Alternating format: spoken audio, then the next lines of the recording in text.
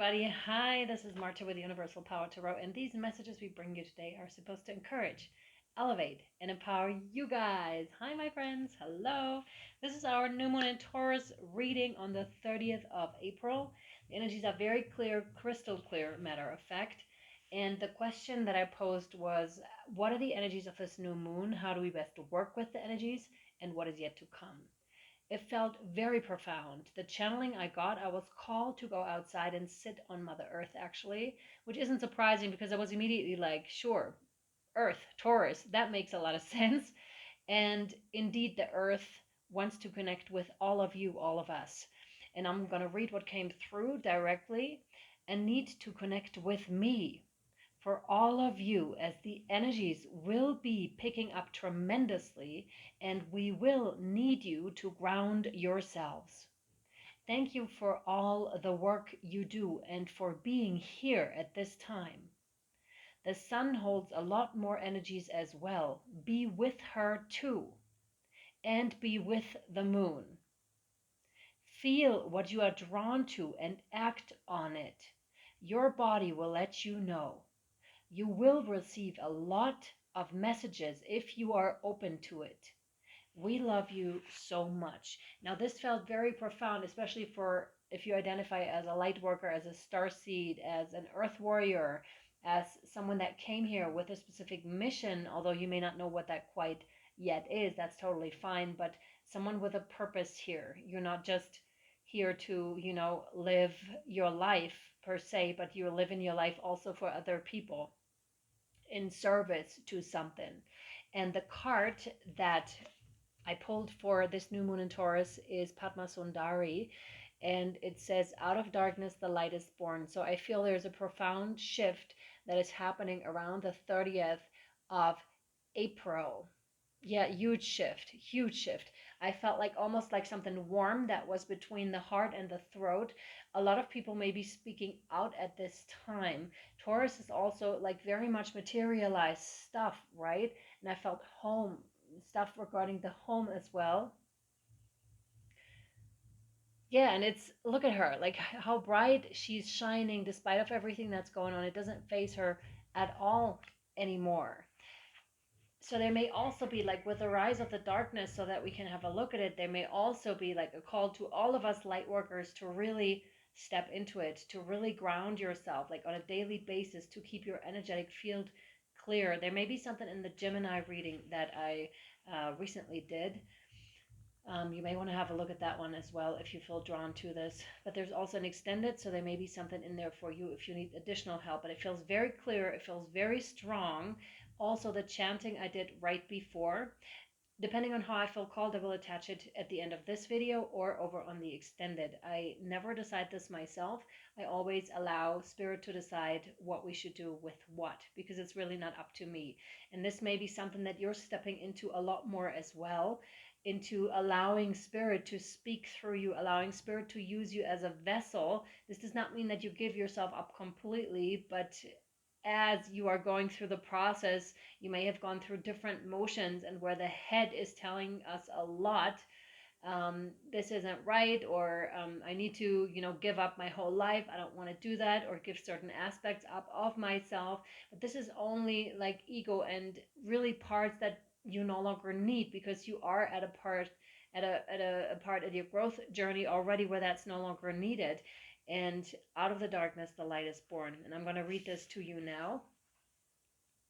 The light is powerful enough to survive exposure to the darker side of humanity and remain pure, empowered, and effective. Trust in your spiritual purpose as a light in this world. Trust particularly in your ability to bring purity, order, grace, and light to disorder, chaos, and destruction. The divine is ever by your side and ever within your heart, assisting you with this higher purpose in all ways. All issues can be healed through the unlimited resource and creative resourcefulness of the divine. You are destined to be part of a creative solution for any issue that you have in your life or that exists in the world and touches your heart. The issue only exists so that divine genius can resolve it. Struggles are sometimes the best way for us to learn something we need to understand for our life journey. That's so interesting because Gemini had something along those lines as well. But this is a continuum, it always has been. Trust that when you ask for help, even apparently impossible situations can be turned around. With willing human engagement and divine grace, there is more than enough light, healing, creative innovation, wisdom, and energy available to keep Mother Earth and all her creatures, including humanity, thriving. Never give up your hope and trust in what is possible, nor your willingness to act upon that hope and trust. The rest is not for you apparently, but there's a healing process that I will post over on Patreon. You can join Patreon for $11.11 a month down below for all the extended, all the chanting, all the healing incantations, and whatever else is over there. I really recommend it, but it's totally up to you. You can also send me an email at universalpowertarot@gmail.com and I will send you that healing process, because to me it's important into spirit as well that you're getting it when you're needing it. So yeah, go ahead and either join or send me an email for this. Yeah, okay. Let's hop in with the tarot to see what we need to know surrounding this new moon in Taurus that the earth wants to speak through so strongly. Yeah. So first card out is the sun. So death and rebirth, the phoenix rising. It really is like that. Out of the darkness, the light is born. That topic just continues. And it's interesting because they want me to put it right below. And the same layout basically happened in the Gemini reading. I'm wondering where the other cards are going, but I feel like it's a strong sun kind of a thing where it's starting to radiate all around. I feel like a circle is coming on here, which is also interesting because also the Gemini reading spoke on circles and honoring those circles of the sun, of the moon. You know, you're never crying when the sun is going down because it's going to come up too. You just trust in that. To you, it's just natural. But what if it weren't to happen one day, right? But you're never thinking about this because the natural processes just run their course. And for us, it's like easily acceptable that this is happening. Like the sun's going to return, the moon's going to come up at night, sun's going to, shine throughout the day. Like this is normal for us. We accept it. Why won't we accept, though, our own circles in life, our need for rest and replenishment, our need for action at times, our need to go and be more in flow with these natural circles? And there's a huge call for us to tap more into this and to step away from, the unhealthy masculine influence. I'm talking energies, not males. Of push, push, push, push, and totally disregarding the feminine, being that nature, being that our bodies, depleting ourselves and our surroundings of resources when really there are other ways already that are way more aligned with the natural cycles here. Absolutely. Absolutely. And some of you may be thriving for a community to live in. Yeah, to really, to really set this in motion, whatever your mission is, to really help you achieve what you need and trust that the resources will be given. We have a tower moment here. So like I said, that's what I was feeling with the energies. That's the darkness kind of a thing. But don't fear darkness because it just shows itself. It's good when it's there because it has been there all along, just in the shadows, so you couldn't see it. But it doesn't mean that it's not there when you don't see it. It's just that when you see it, it may be like, wow, I never thought that it would be like that. Yet here it is. It's good that when you see it, that's a good thing. And then you can work with it. And then it's able to be transformed because otherwise it just does its stuff in the shade. And that's no good because you want that to be conscious. You want that in order for your life to really come forward, right? To really shine more brightly and the light of this world and the whole evolution, basically. This one, yep. Two of Rods, see things from a higher perspective. Like everything, for every birth, there must be a death that is occurring.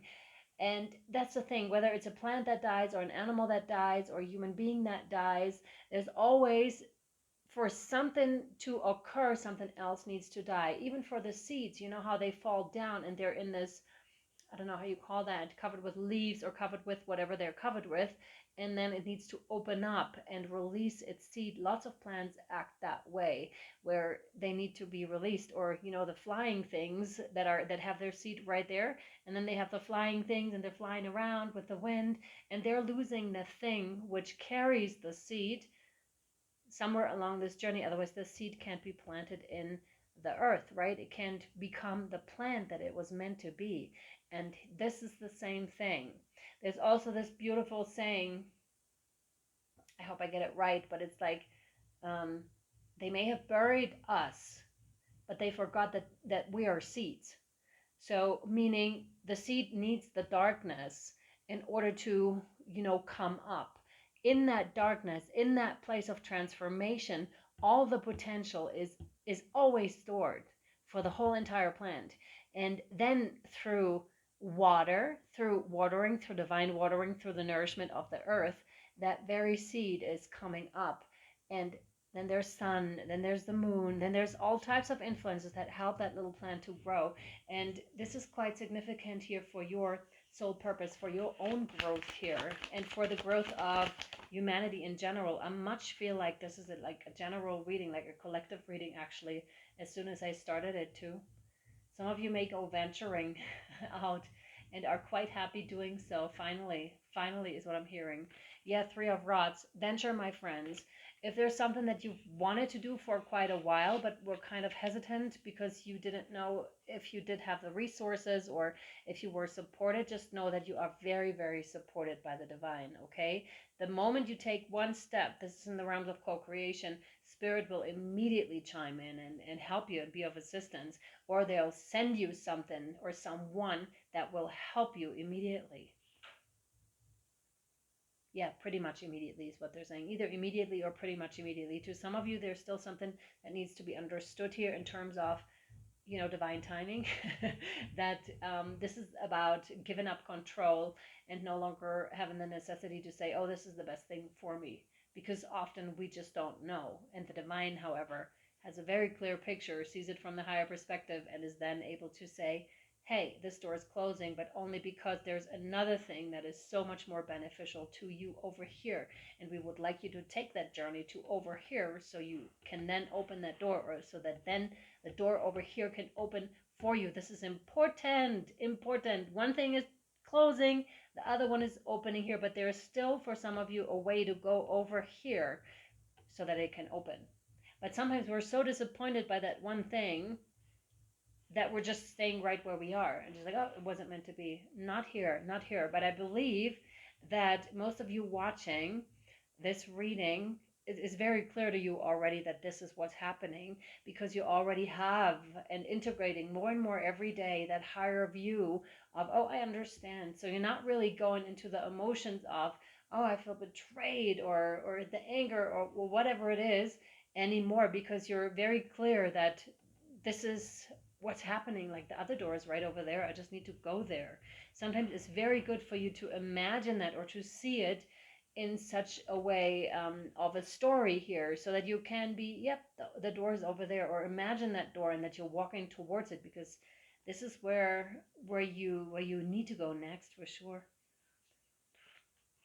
Yes, the lone man. Yep. So lone man with the number 12, that's part of the journey, that's part of the cycle. Sometimes you just wait. Yeah, that's that journeying, right? And sometimes we feel like, I thought there was a door, yet there isn't yet a door. And Spirit says, yes, not here, not when you're in the lone man position, not when you're still waiting on something. Wait on that crow to come in to you. So some of you, the crow may be really, really significant. Wait on that crow to come in. Wait on that wisdom to come in, because that's what's going to help you. This is what I see very intertwined, these two, Spirit and the crow. So they're definitely sending through birds, specifically the crow, actually, to some of you, crow or raven. This is Spirit, like, talking to you. We're right here. We're all over the place. You know, we're here. We're right, not all over the place. We're here, right by your side, always. Always, always, always. We're right here. Maybe not in the form that you expect us to be, maybe not with angelic wings, but in so many different forms, in the form of a pet, of a companion, in the form of a bird, in the form of a fly, in the form of whatever it is.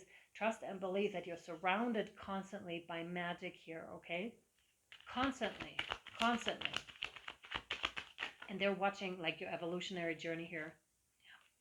High Priestess, your evolutionary journey. This seems to be the door.